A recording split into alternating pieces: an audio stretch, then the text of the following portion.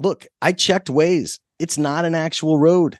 It's just the title of a good drama. Howdy. I'm Jeff Goldsmith, and this is the Q&A. My agenda is simple. Each week, I plan to bring you in-depth insight into the creative process of storytelling. And folks, I'm quite pleased to have with me today the director of Desperation Road. That's Nadine Crocker. And that's right, don't look for it on Waze. It's just a movie title. But it's a good little flick, and there's a lot going on here. And these are desperate characters, so they allegorically are kind of belonging to Desperation Road, which makes sense. This was a really fun chat about making a film on a very low budget, but getting pretty much everything you want out of it and getting what's important to you on the screen. While some of you know Nadine Crocker as an actress, this is actually her second film that she directed. Her first film that she wrote and directed is entitled Continue and will come out later this year, hopefully. And, she grew a lot between these two films, as she told us. And there's really a lot to learn from this Q&A about her creative process, about giving story notes and helping with the development, because this time it was based on a book, which is different from her first experience.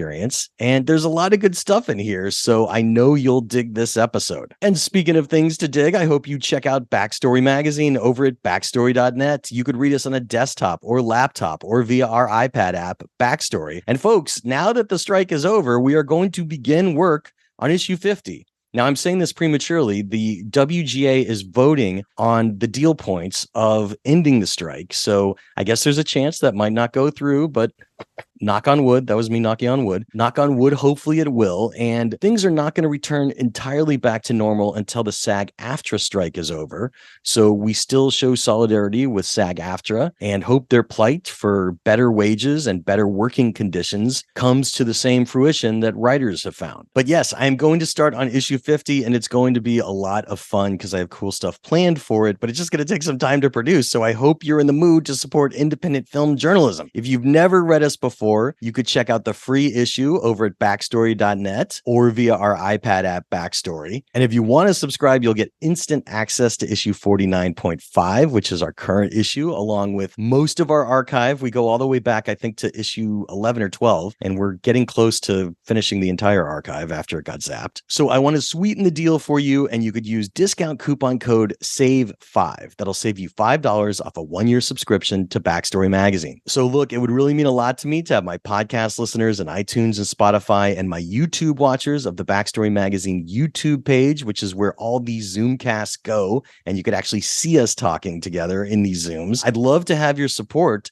so thanks for considering becoming a subscriber. But now, without any further ado, let's jump right into our interview with director Nadine Crocker about her latest film, Desperation Road, which is in theaters now and also on VOD. Nadine, it's good to see you. How you doing? I am amazing. How are you?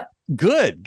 Well, we're going to start kind of giving people a portrait of who you are and from whence dost thou hail. I know that you grew up in Fresno. You were born somewhere else. Is that right? Yeah. Born in Nashville, Tennessee. That's right. I actually moved to Sacramento first when I was really young, 3-ish, I want to say, and then moved to Fresno after that. And I was in Fresno until 16 years old. I left at 16 on my own and moved to LA, and I've been here ever since. Which is wild to pursue acting, your first love. So tell us about that, because I mean, it sounds like it could be terrifying. I hope it wasn't too terrifying for you. How was breaking in as an actor? Did you start going to acting classes when you got to LA? What was kind of some of your path for breaking in? Yeah, I mean, so I already had reps. Like when I first moved here, I was already working with the team. I had been auditioning and driving back and forth. We were a family of very little means. So like when it got up to like 3 and 4 times a week that they wanted me to come back, and I was actually getting callbacks. So we'd get home and then we get the call that we need to come back the next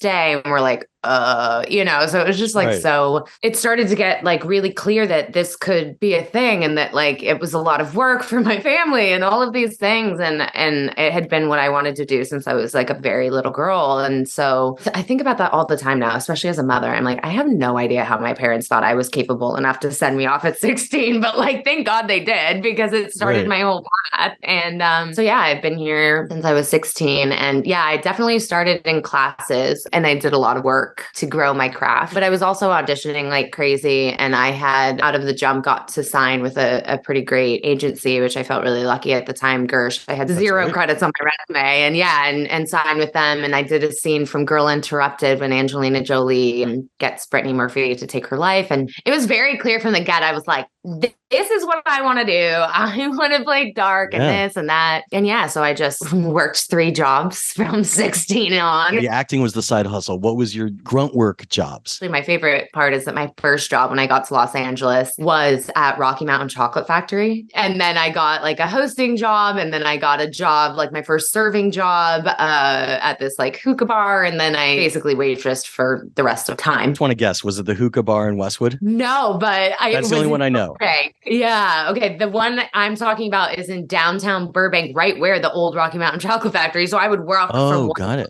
the other. And what a funny fact about that is my entire family, a lot of them are in Gilroy. So all of their first job was at Rocky Mountain Chocolate Factory. And that wasn't even a thing in Fresno. Wow. And then I moved to LA. I'm there like on my first day, I go looking for a job and there's like a help wanted in a Rocky Mountain Chocolate Factory. And I'm like, what are the odds? So my first job in LA ended up being like where all of my relatives' first jobs were, where they lived. And it was just like hilarious because I'm addicted to chocolate covered gummy bears and that's the place to get it. So that's a good addiction to have. I mean, now you're making me reminisce about downtown Burbank and all I could think about is Fuddruckers, which used to be there. And I will just say this to people that don't know the truth. Fuddruckers made their own unique mustard that you could only get at Fuddruckers restaurants. They briefly sold it in stores. I bought it. I loved it. And then I was just devastated when Fuddruckers left Los Angeles. So there you go. That's my tragedy in three acts. Favorite chicken strip place. I just need to get that out there. I literally went there way too often. Like that's my weakness is chicken strips and fries. Like I'm like a 5-year-old. And it would be right next to where you were working. So like you would just walk over there and you could eat because that's the old downtown Burbank. Okay, well, getting back on track here. Obviously, you're an actor in LA, and I don't want to bring up past trauma, but what was the worst audition that you had that still haunts you to this very day? What's the one that you're like, oh God, make me forget that?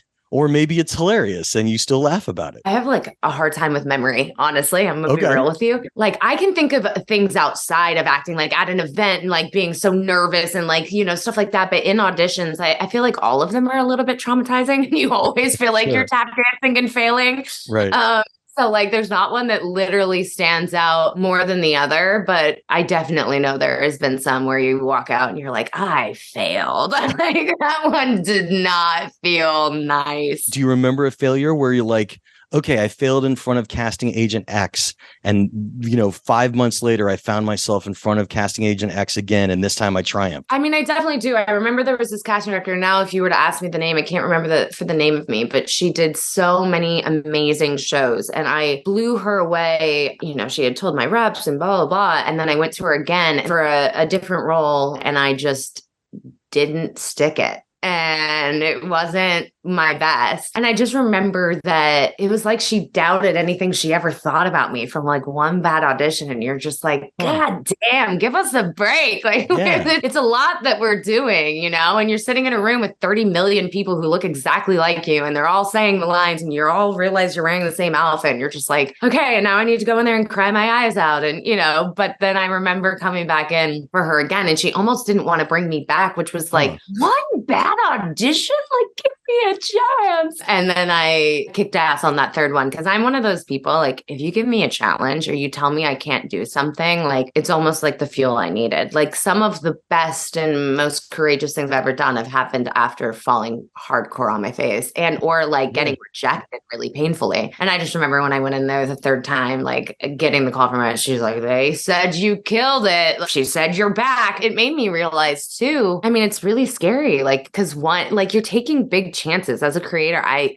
really do try and take big chances to do things that are brave or different or unique. You can't kick ass every time. There has to be a failure to perfect and to get better. And I think sometimes people forget that. We're still like trying new things. We're still like auditioning new techniques, like so. Everybody has a day off too. Like there's always an off day. So I mean, like what's the real surprise there either? So that's good. And that's the challenge of being an actor. You have have to be able to persevere and know that you're going to fail and that you only lose the game if you drop out of the game. One role that, you know, geeky folks know you for was Scorcher on Supergirl. You're getting into, you know, the comic book game. What was that experience like? Because it's interesting to, you know, see actors that go from traditional things to then comic book and sci-fi or fantasy stuff. Did you have fun with that role? Yeah, I mean, it's exactly like what I wanted to be doing. I've always been like really into dark indies and stuff, but I love sci-fi. I love comic book films. Like I've written some on spec that are hidden in my computer. And like, I love that world. And I've always wanted to play a villain. Like I get off on being the bad person, you know? So getting to go on that ride was so fun. And also their cast was just so incredible and ended up being friends for years. And, you know, I still get kind messages. It was a beautiful experience. I will also tell you something that pretty much most people don't know, but I was 4 months pregnant while I was filming that. Oh, wow. Yeah. And I like, it was not planned. And then I get this role and I'm like, oh my God, this is my dream role. And like, now I'm, you know, it was definitely like nerve wracking on a whole next level. And there was conversations of the character continuing or coming back and all of those different things. You're like, timing, man, like it just happens the way it's supposed to. But yeah, so it was like next level also, but also really beautiful. Like when I think about that all the time, is like my son was with me as I was kicking ass in Scorcher. You know? I mean, that's cool. And obviously there's stunt people to do the big fights. So it's not like you were in any danger and there's no reason why you couldn't perform. So that's awesome. Well, so when did you decide to start writing? Because obviously you just said that you have some scripts locked away in your computer, but like to my knowledge, your writing directing debut was for Continue, which we'll talk about in a second. But had you been writing before that? No, Continue was the first story that I knew I had to tell. I had to complete it. And honestly, I lacked a lot of confidence, I feel like, because for so long people are like, you're the pretty actress or you're the this and that. And it kind of squashed my confidence. And like when I was writing and doing those things, a lot of people didn't take the time to read it. It took a while for me to complete that script because like midway through, I kind of lost my confidence. And actually it was Robin Williams' Death by Suicide that got me to finish the script, because I had known forever that was a message and a story that I really wanted to tell, and that I wanted to shine a light on mental health and suicide prevention.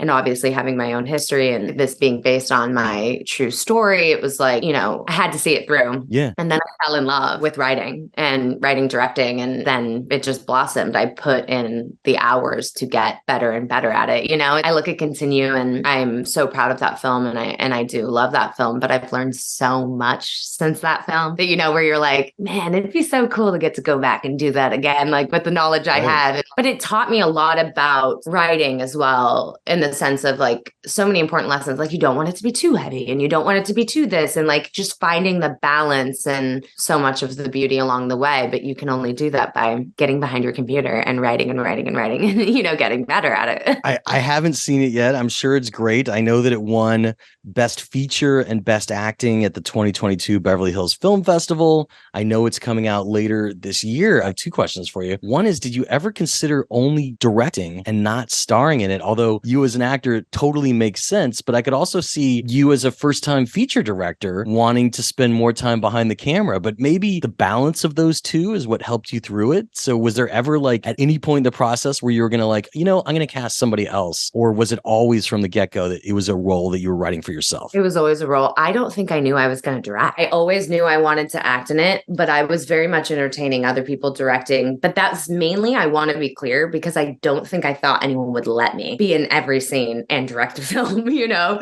I will say there were like moments where I'm like, there's huge casts that are like really excited about the script and would read for, you know, the friend or whoever else. And we're like, the friend's great. We want that. It's definitely those moments where you're like, do I give up this role that I have wanted to play and that I love, or do I fight to do it the way that I'm doing it? I stayed the course. But yeah, originally I wasn't going to direct it, and Cassian Elways was attached as the EP. He also was executive producer on today's film, Desperation Road. Yeah, he actually produced this one. We side by side produced Desperation Road. Yeah, and then he was an EP on Continue. He was actually like, I had lookbooks, I had mood boards. I mean, I did so much work. He was like, I just don't understand why you're not directing it. You want me to help you find this like a female director, but your vision is so clear. You know this movie inside and out. No one on this planet will ever love it the way that you do, like, or care for this like you will. And I just like I literally broke down crying in the room or opposite of him. And I think he was kind of shocked. And I was like, I just didn't think I would be like allowed to. Like, I didn't think you would support that. And he's like, I'd actually believe in it more if you were behind the camera and helping all of the department. Having someone like basically believe in me and support me in that way was what gave me the confidence to do what I'd always wanted to do, which was direct it. You know, it's kind of like those little hidden secrets that we like don't tell anyone else we really want to do. But like, you know,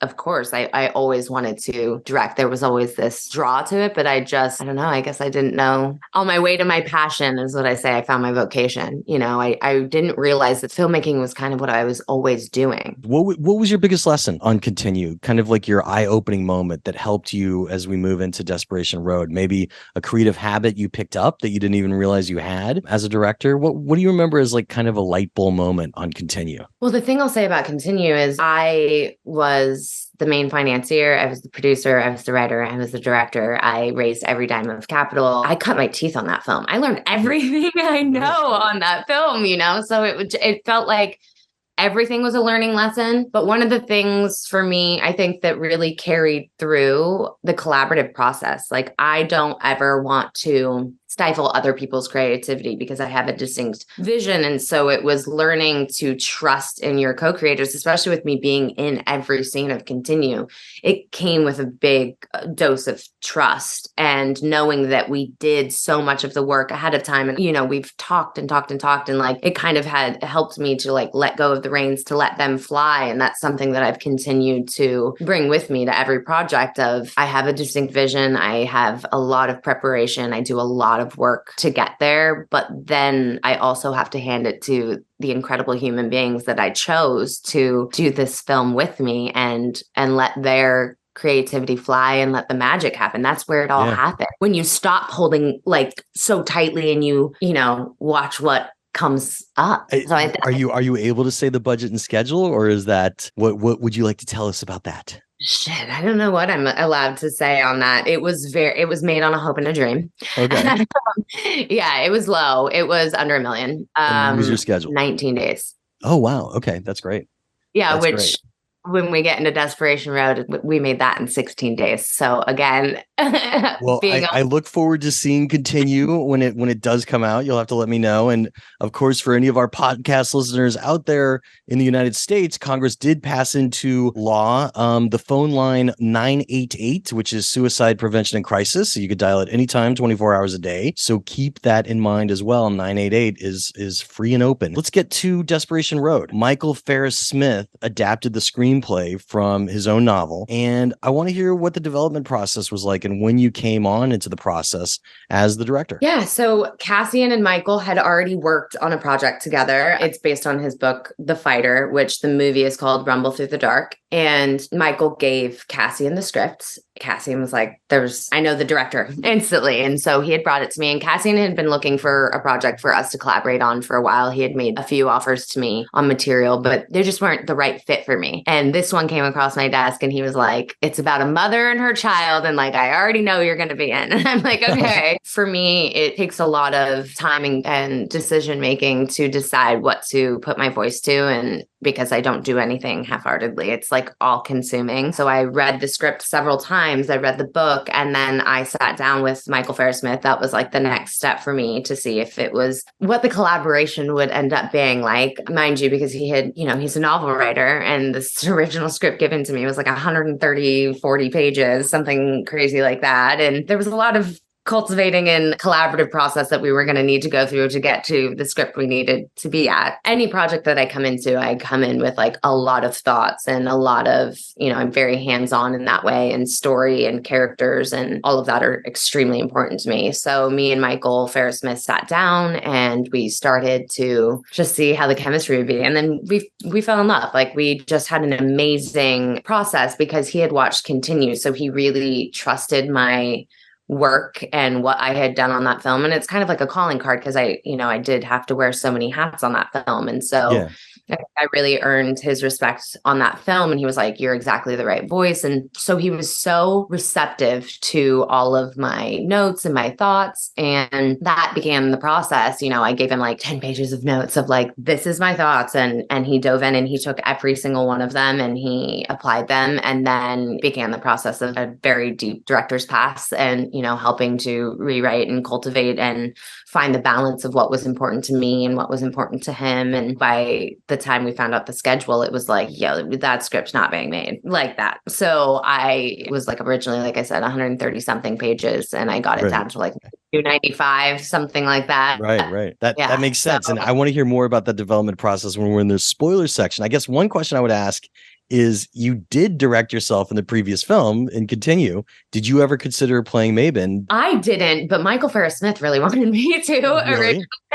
Yeah. And I think Cassian was like, no, like, I want to show the world who you are when you're not in front of the camera too. Like, we already know what you can do, helming every freaking department, but like, let's show them what happens when you're just behind. And that was always my stance. I was like, I think the next one that I do, I don't want to be in. And I don't know when the next one will be that I do want to be in. So for me, it wasn't really a thought until we were like a few weeks out and we didn't have our Mabon yet. I found Willa the week before we were starting. So only then did I go, I mean, I guess I know these lines. Like, for every other member of our cast, I am not doing this film. And then Cassian recommended Willa. I went and got very familiar with all of her work, and then we had a meeting, and then the rest was history. But Michael Farris-Smith from an early point was like, have you ever considered? And I was like, no, I haven't, but let's like cross that bridge if there's really no other choices, you know. But it's a role I'm a little jealous though. Like, it's such an incredible role, and I love that character, truthfully.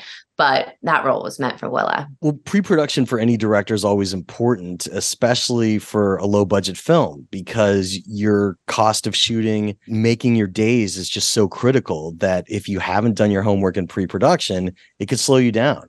So I'm curious, tell us about your pre-production process and what are some of the things that you did that really paid off by the time you were on set? Everyone talks about pre-production, but what they might not always talk about is like the year of free work that was put in preparing to get to pre-production. If I were to just do the work once we get the green light and they're like, oh, you have pre-production, I would never be ready. You know, I am by nature an over-preparer. Like, I want to know that I have thought out everything in advance so that when shit arises, you at least feel like you're prepared and you know which shots you're willing to cut and you know which ones you can't move on without. And, you know, so I worked for like a year and a half in the shadows, creating my shot list, creating my location boards, creating my mood boards, creating my, you know, kind of what I used for storyboards when you can't afford storyboards, like finding shots that can represent like how I want things to feel. And my AD team can attest to this. And like, I literally saw them last night and they were laughing. They're like, can I get your binders, miss?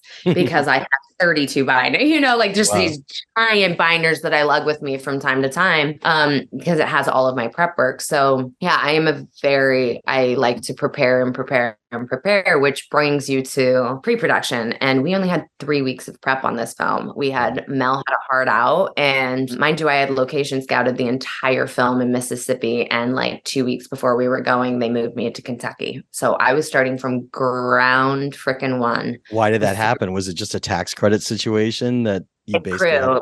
There's more crew. So the budget, we would have had to put so much more people up if we went to Mississippi, as to where Kentucky is trying to cultivate their film scene. Right. So they have a lot more crew that's living there, and a lot of films were filming there. So now that there's a lot of film there, it's like fighting for the crew, you know? So it was as an actor, how do you feel about rehearsal? Some actors really want it, and some actors feel like they'd rather discover certain things on set and do certain blocking things in a brief rehearsal. Did you have any rehearsal on this?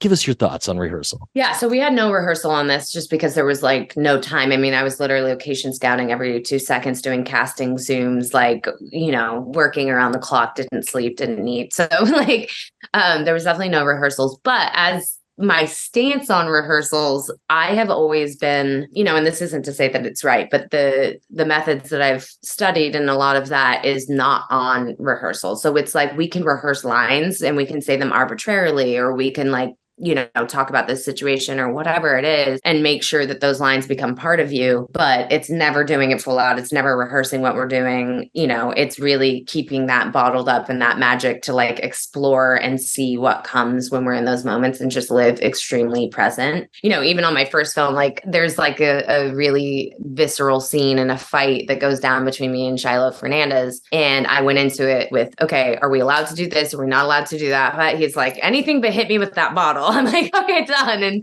And so we had talked about the lines, talked about everything, but there was no plan going in. He didn't know what to expect. And then when the doors opened and it started, it was like, oh, holy shit. So that's how I don't plan. I just get there. And so that's my process, but that might not be the process of the other actors that you're working with. So it's kind of been finding the balance of what is right for each creator. There's some people I'm sure who will love rehearsals and will have the time to do them. And I would love that. Like, I'd love to have a table read and see things initially earlier on than we get to when we're like, okay, we're on set. Like, let's discover some stuff, and we have 1 to 3 takes, maybe if we're lucky. I haven't had a lot of rehearsal time, but I would love to have it and to do more time together. And I would love to discover if maybe I do like rehearsal. I do love seeing them play it full out and make those discoveries in the prep time to then know what to take into production and then push it even further and make more discoveries, So I don't think that there's a wrong or right. I just, as an actor, I never really had in-depth rehearsals. It would be more like conversations and embodying the lines and getting them so far out of the way that they can flow, That makes sense. Well, okay. Our last non-spoiler question for you. What would you say was the budget and schedule for Desperation Road? Yeah, I don't know if I'm supposed to say the budget or what that means, but Gotcha. It was, what I will say is the budget in which we had was not even remotely what I had to make it. I was working with far off from my first go on like what was actually there to work with, as far as production went. And 16 days is all I had to make this film. That's crazy. Especially how, as we're going to talk about, some of your days were nights. There was a lot of night. Like, so I have 2 car crashes. I have assaults. I have a minor every day. I have like 10 storylines to carry out, and I have 16 days, and it was perfect splits between day and night. So half the time, magic hour, which I needed, was at lunch. And if we went too far this way, we'd run out of daylight. If we went too far this way, the sun was going to rise. Like, literally, like, oh my God. I almost wish it would have been all nights, because then you just, vampire out and you get it done. But it's like, you have to have the perfect balance, That's all we could talk about non-spoilery. We have to get into the spoilers. Podcast listeners and iTunes and Spotify, YouTube watchers of the Backstory Magazine YouTube page. This movie, Desperation Road, is coming into theaters this week. You could see it on the big screen, and you could also find it on VOD. So support independent film.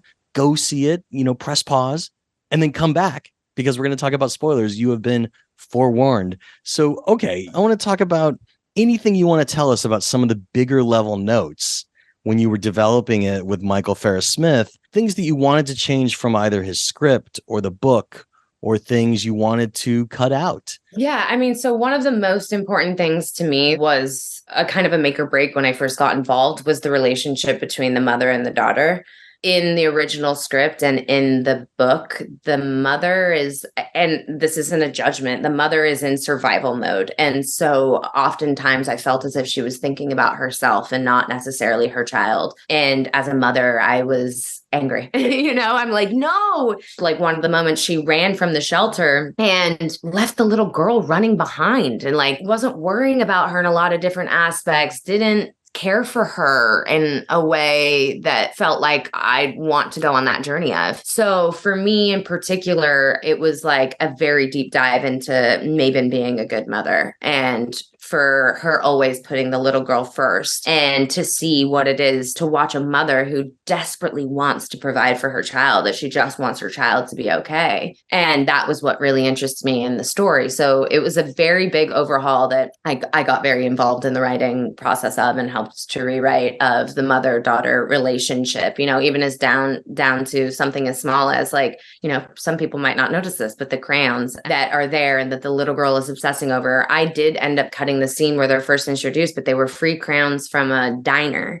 And I was basically trying to show that something that means nothing to most of us is everything to someone who has nothing. So I was trying to show the value of these little things, but also just like, it's the one thing this little girl has, and that basically a mom will risk it all. Like I would go for the crayons, even though I should be grabbing the gun and getting the hell out of Dodge, So little layers like that showed her care for her child. And, there was a previous scene that is on the DVDs, cut scenes, she gave that same scene at that diner. She gave her the food from her plate, so I was really giving things that show what kind of mother she is. So that was really important to me. Yes, that's a good nuance to add. So, I mean, that totally makes sense. Ooh, hey, I'm jumping in really quick to remind you to check out Backstory Magazine over at backstory.net. It looks like the WGA strike is coming to a close, so we'll be able to interview writers again as long as the deal points are ratified by the WGA vote, which is great. And we'll be able to hopefully interview actors again soon, too, once the SAG-AFTRA strike has ended. But it's still ongoing, and we show our solidarity with SAG-AFTRA. But folks, I hope you'll check out Backstory Magazine. If you've never read us before, you could find our free issue over at backstory.net on a desktop or laptop, or via the Backstory app. And if you like what you see, I hope you'll consider becoming a subscriber. And to sweeten the deal, I'm here to offer you discount coupon code SAVE5 that'll save you $5 off a 1-year subscription to Backstory and give you access to not only our current issue, but also our archived. And don't worry, your login credentials at backstory.net will work in our iPad app as well. We're beginning work now on issue 50, so we have a lot of fun things planned for you. So it would really mean a lot to me to have my podcast listeners in iTunes and Spotify and my YouTube watchers of the Backstory Magazine YouTube page support my passion project. So thanks for considering becoming a subscriber. But now, without any further ado, let's jump right back into our chat with director Nadine Crocker about her latest film, Desperation Road. And I hope you'll support independent cinema and mask up and go see it in theaters, or you could watch it on VOD. Are there any left turns? Are there any things that you remember wanting to add, but maybe you couldn't afford or realize you wouldn't have the time to shoot? So maybe for a day, a week, a month, you were planning on a certain scene or sequence that never even was filmed. Not something that was cut. It was never even filmed because time, circumstance, or your feelings for the story just changed. We had a well of information. You know what I mean? The script was way too long. So it was more like cultivating and knowing where to pick and choose our battles. I mean, something for me too is like, there's just so much more to the script. Like, it was open-ended. The book is very open-ended. There is no wrap up, and there is all of these different things. So there was just so much that Interesting. I felt like we needed to do for the ride. And like, in Larry's storyline, I will say that he was someone really important to me. We'll get to him in a second because it's really about POV. So I do want to talk about that, but I want to start with the POV of the story that you're telling, in which the point of view begins with what's going on with Mabon and her daughter and her killing the cop. And then we switch off to Russell getting out of prison. And that those two paths are going to kind of combine. You then later learn, as we're in the spoiler section, that it's not the first time they've met either.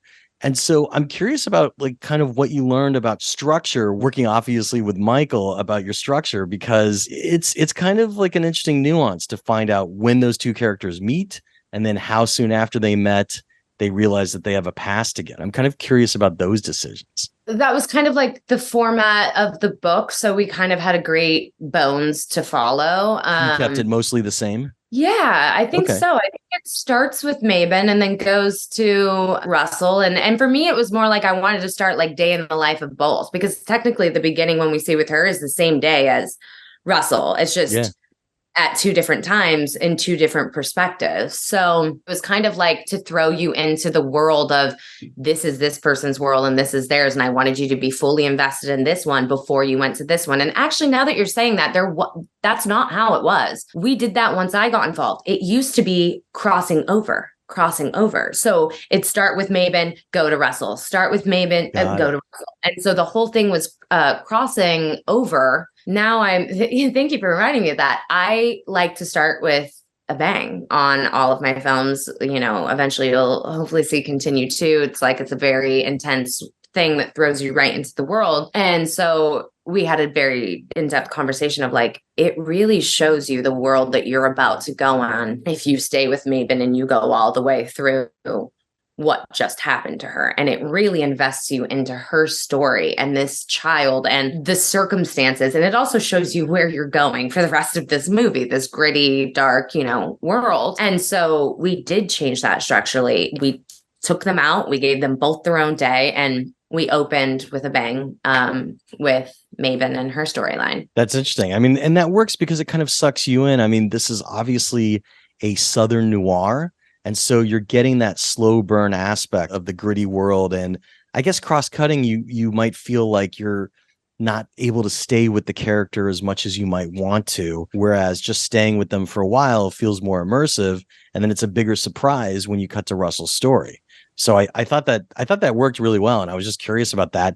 Did the realization that they have a past together drop at the same place from the script in the book? Because it's such a big realization that, Russell was in jail because of a drunk driving incident where he killed Maven's boyfriend at the time, who got her pregnant that night when they had their truck parked in the middle of a desolate road and it was hit in a drunk driving accident. So it's a very interesting reveal in the movie.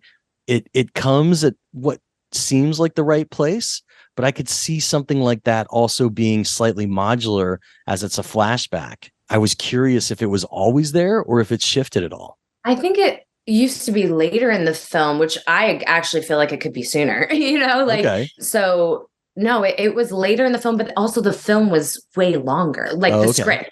He first gave it to me. So It's definitely later in the game, but through cultivating and cleaning up and really doing the hard work to make sure that the film had the right flow, it definitely got moved up and it felt like we found the right position for it. But the book is different from the circumstances of the movie in the sense of I wanted the little girl to have come from Jason. And in the book, Maven was impregnated along the road and just had a baby with someone random. And I was like, no. And Russell went to prison for 11 years. I want to shorten the sentence so that the little girl can stay the age we want her to be. And I want them to have been connected even deeper, and that decision that night didn't just change Maven's life, it changed that little girl's life. She lost a father. When you really look at it, it's like every single storyline, if this one person didn't exist, would be completely different. It was really interesting because that's a fantastic change. It really bonds everybody together, as you just said. It's hard to even think of the movie without that, because the only suspension of disbelief issue that you get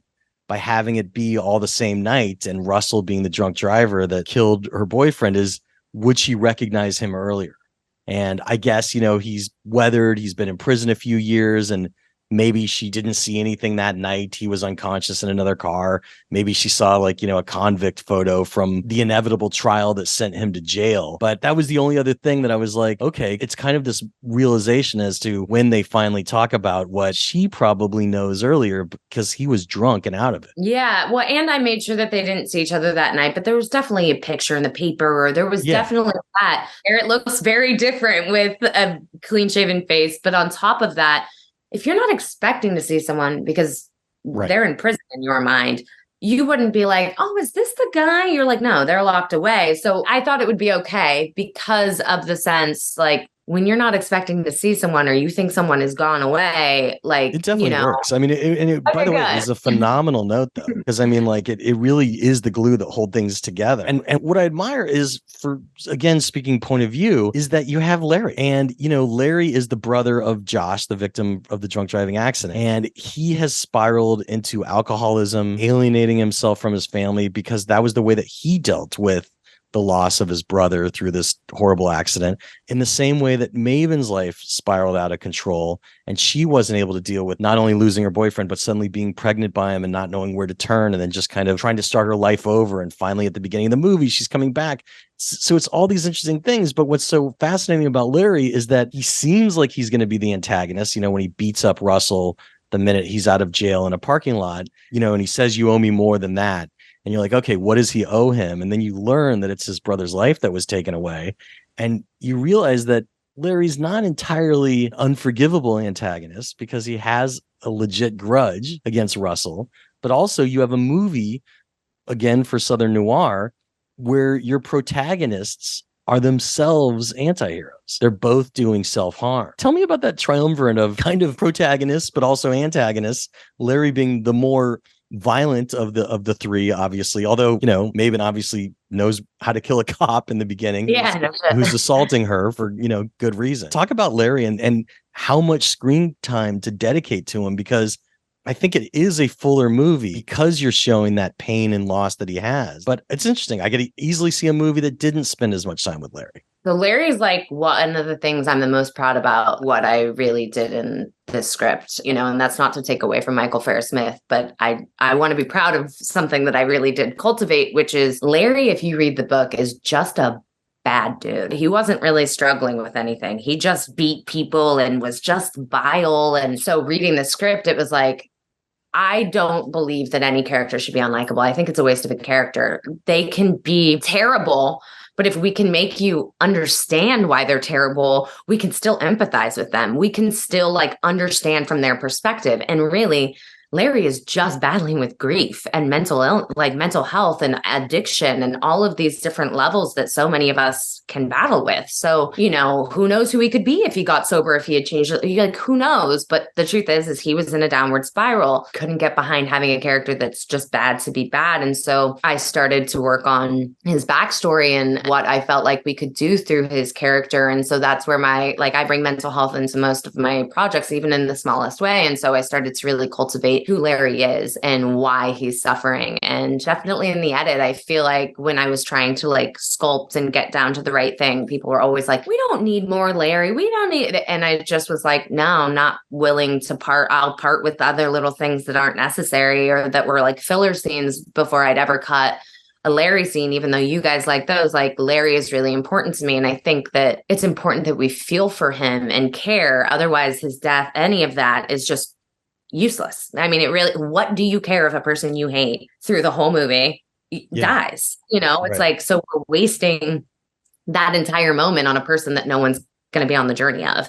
So for me, it was I want to make them invested even in him, because again, even the villains are just flawed human beings, and we're all flawed human beings. And so if you can kind of understand where he's coming from, maybe we can care about him, even though he's a bad dude, Yeah. Doing some really traumatic shit. That's why that ballpark scene was so important to me, and doing it in a oneer, because I wanted you to feel uncomfortable. And it's just trauma. We all have trauma. And that's what this film is to show. Everyone is a little bit flawed in the film, and just like all of us, we all have our strengths and our weaknesses. To reiterate, he was always the brother in the book and the script as well, right? That was okay. So that was still a through line. Okay, cool. Mm-hmm. Just making double sure, because the connection of Mabon to them was definitely something new. Editing is the last stage of storytelling. What did you learn about your film and editing? What were some of the scenes that you had to cut, or some of the scenes that you shifted around that you remember? What did you learn about your movie? For me, editing is where the movie came together. It's when I knew that because we did it in 16 days, there were certain things that I was like, oh my God, how am I going to cut this? How is that going to work? We didn't get that one shot. And it was okay. And basically I came home from Kentucky, unable to sleep and just thinking and thinking and thinking. And I established this style of layered images to tell the story. And so we tried it with the assault, because that was how I had always seen to do that. I wanted it to feel disassociative. And while you're experiencing trauma, I didn't want to trigger anyone. And so once I realized that method was dope and was going to work, I then was hey, we bring it all throughout, and pre-lapses and all of this different stuff. Me and my editor, an incredible team, and we worked so fast together, and we worked on Continue together as well. So it was kind of once I discovered what the style was going to be for this film, it was it all started to take shape, and you're okay, now I realize I can do this and I can do that. And I feel that's when I started to be able to sleep at night and breathe, because I'm okay, I know how I'm going to shape this story. And then became the sculpting. The one thing I'll say to the filmmakers listening, listen to your gut. There were certain scenes I knew would never stay. I was well, if we can get them. No, if you think that there's a world you can live without them, get rid of them in the damn script. Do not leave them on your cutting room floor, because right. I could have gotten 10 more shots or 3 more shots of something else I wanted. So you have to prioritize. And so every scene that I was maybe this doesn't got cut. It's like, it's how it works. And I like learned so much from Continue to this one. Like I'll say I cut double the amount. I obviously from 130 page script to 92, 95-ish. I did the work, but there was still ones I was on the fence of. So I repeat to myself and everyone else, get rid of it if you think you can live without it. You're kind of like not even blowing your horn right here, in which you described those scenes earlier as layered images. What you did was actually really cool, in which you were doing a whole bunch of dissolves on top of each other during, yes, the traumatic scene, but you actually had a lot of dissolves throughout the movie, which people don't do as much anymore. And like, you would let the scene play out during a dissolve in some cases, use dissolves in transitions, and it had like a good noir feel, because in noirs there was a lot of dissolves too, and good old film noirs. So I really actually did like that style, and that's interesting that was something that came through editing. Did you have a chance for reshoots? Oh yeah, no reshoots. I mean, they probably would have ended up giving me a day, or found the money, or figured it out somehow. If I needed them, but pretty much everything, like by the time I sculpted, it was more cutting things away now. I actually had the movie was there. There was a few things, like if I had my choice, I would have redone them, but was I willing to spend my money on that rather than music, or rather than special effects, or like whatever it was? So the few things that I would have reshot, I just spent my money on visual effects to fix. Luckily, we had a great VFX team to fix a few of the things that I would have liked to fix, and give us an example. What's one of the things that you fixed in effects? I know, I almost don't want to tell so people don't pay attention to it. The wig on the flashback it gave me nightmares. I mean, but I'm very like, everything matters to me, even down to the tiniest thing. I'll just obsess over it, and her volume was just way too large. So I had the visual effects bring the volume all in and sculpt. And, so we spent a good chunk of money on making sure that wig looked good. Well, luckily it's such a brief moment, because it's during the flashbacks of, the drunk driving night. So it wasn't like you had to have a long scene with that wig going. Well, and hence also why I established my style even more so in that scene, and why I let story tell, but with story on top, because it's like you're watching both stories. You're not necessarily like, that doesn't look like her hair. Yeah, that definitely worked. Was there anything that needed to be rewritten while you were shooting? Did you pretty much just follow the script and plan that you had? Yeah, we followed the script, the plan that we had. I'm very keen on not being crazy, to stick to the script. So people kind of know with me, there's always freedom for the right words that they feel are right in the moment to come out. So there wasn't a lot of rewriting, but one of the scenes in particular is the truck scene when he steals the gun and does all of that. We're actually in front of a sick little side of the road diner with like these cool neon signs, and it just like had such a vibe, and it was pouring rain. And there was no awning, no overcover, no nothing. So it's like, okay, we're doing this entire scene in the car now because it's pouring rain. And how do we light it because it's pouring rain? And things like that, where you're like, okay, I have to completely rethink everything about how I had it planned and shot listed. I have to rethink everything about this location that I literally chose because of how it looks. The only thing an audience paying close attention would notice was that it was raining when they were in the car, and then later in the night when they're by the campfire, it's not raining. But like, that's not that big of a deal, because in like summer weather, rain can come and goes. I was just about to say, the only reason that didn't keep me up at night is because that's what it was literally like. It'd be raining and it'd be beautiful later, and then raining. So I was like, okay, well, anyone who lives in the South knows that it does that. So we're going to be okay. Yeah, absolutely. Well, so let's talk about the ending for a second. You said it was different. She shot the cop that was assaulting her, that was raping her, and she's carried around the gun because she knows it's a smoking gun per se, and the 2 shells that she was smart enough to grab. And it turns out that, the other coincidence here is Russell's friend Boyd is in the sheriff's department as well, and they're looking for a cop killer. So they don't know what happened that night. And they're starting to actually slowly suspect Russell of being guilty. And he knows that gun could save him, but he also knows that since he didn't kill the cop, not much is going to happen. And interestingly, when Larry has his meltdown at the end, he goes on his own drunk driving spree, and he faces off cops and has a terrible car wreck.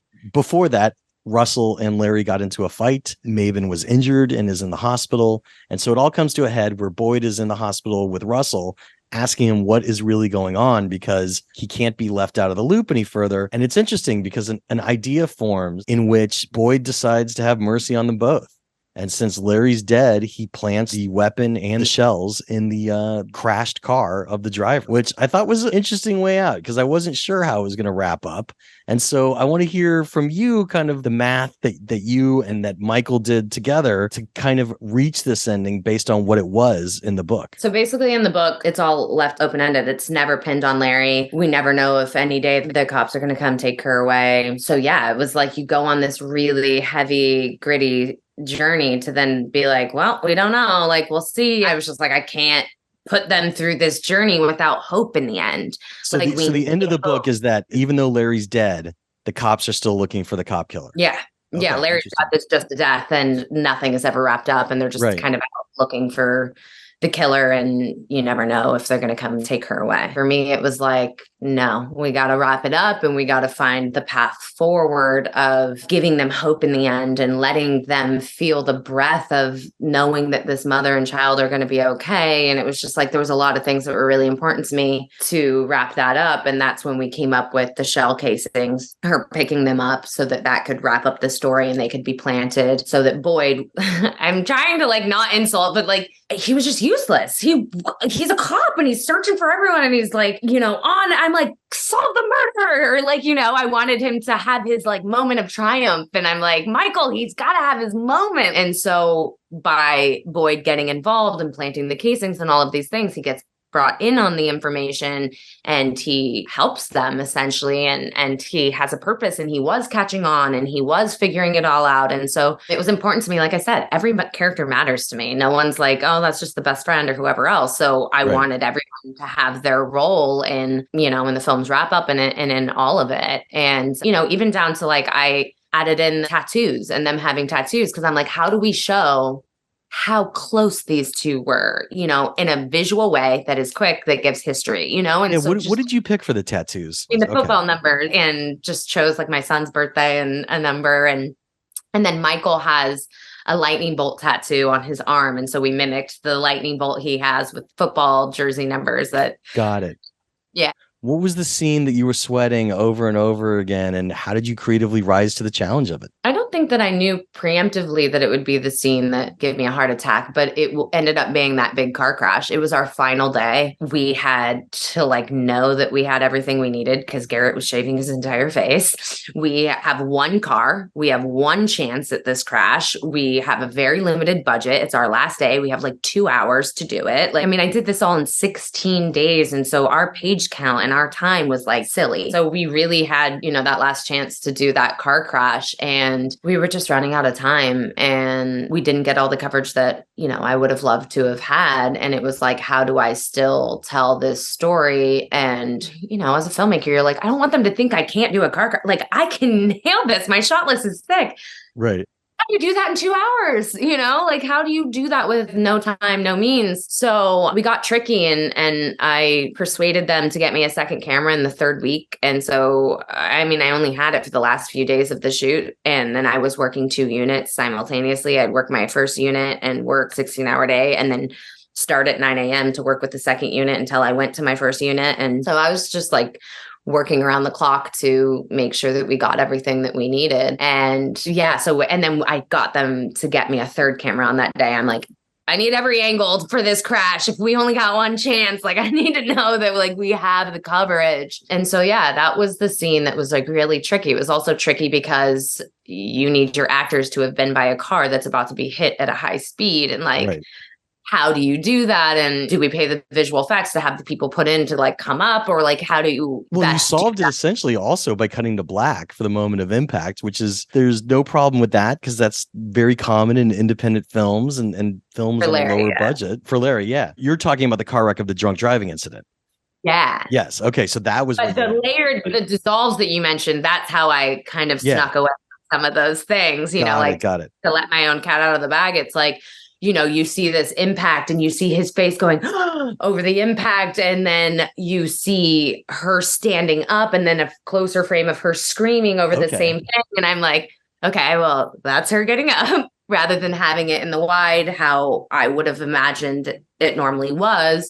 it was finding creative ways around that in the budget and the time that we had, and so that's where my layered images, and that's actually the scene that I had always imagined was going to do flash images and all of that. I don't know that I originally planned the assault to have all those dissolves, but when I was thinking of how to wrap my mind around that crash and to make sure that it had the impact I wanted it to have, that's when I really cultivated that style. And then I started with the assault, and then I went to that crash. And once I knew both of those worked, I was like, great.